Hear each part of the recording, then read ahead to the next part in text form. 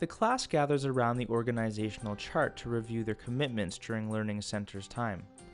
During this block, students independently apply and practice previously taught skills and strategies. Some of the tasks are mandatory and others are free choice.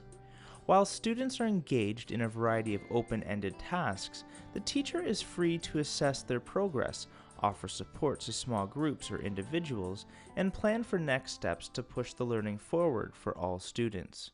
So now it's time to break off into our activities, our learning stations, while I work with another guided reading group. So here's what everybody's doing today. Let's start from the bottom. Candace and Chloe are going to be doing buddy reading. Riley and Eva are going to be at the media center working on some inferring work on the computers. Shirani and Fanuka are at the listening center. These people have to finish their think marks from yesterday. Diro, Sami, Kajal, Narani. Guided reading at the carpet with me will be JC, Ayub, Jason, Anson, Sharon. And following up from yesterday's guided reading session are going to be Raymond, Ethan, Aaron, Andrew, and Diva. Okay. When you finish these tasks, you have only 2 choices today. Okay, only 2 choices. Your choice is your individual word list practice, your word list in your agendas, and you can use the different manipulatives here, or you can do read to self. Okay, I don't think many of you will finish in the time, but just in case. These students are working on the computers. They're working on a website that uses reading comprehension skills, referred to as Into the Book, and they're focusing on inferring, but they can also select on any other activity that's of interest to them. These students are at the listening center where they have a book on CD.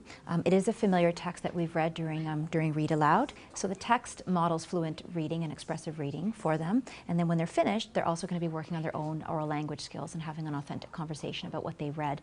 And we have our prompts here in case they are stuck about what to say. And once again, they're familiar with this say something strategy as we use it regularly in the classroom as well. So everything at these stations has been pre-taught or reviewed. There's nothing new, so students are set up for success and building on their skills. The stations also change to reflect our current learning targets or our learning intentions. We have certain things that are mainstays, such as read to self, read to a buddy, but we also open and close a variety of stations. For example, during our plants unit, we had a content area workstation open where students were able to do different inquiry tasks related to plants.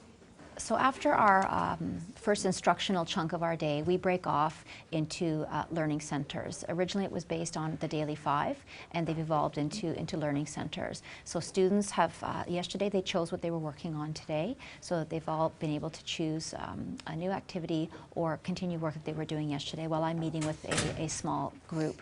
At the beginning of the guided reading session, we need to do some work around vocabulary to set the context, because if they didn't have an understanding of that particular word, it would impact their understanding of a story. And once the stage has been set, students are reading on their own, and I use that as an opportunity to do a quick base touching with some of the individuals. And now we're going to come together again and go through the text in a guided way with some support.